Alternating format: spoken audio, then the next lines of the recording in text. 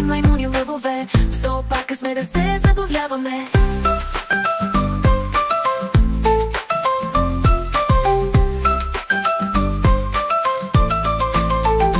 Първо ще видим голямото лъвче. То ръмжи, има хубава грива. А после ще срещнем маймуните, които скачат и се смеят много. Нека да отидем в зоопарка, да видим животните в голяма игра. Тигри, мечки, маймуни, лъвове. В зоопарка сме да се забавляваме.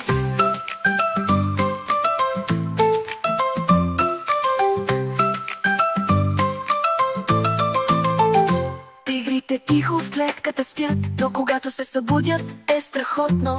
След това ще срещнем слона. Той е голям и с големи уши. Нека да отидем в зоопарка, да видим животните в голяма игра. Тигри, мечки, маймуни, лъвове. В зоопарка сме да се забавляваме.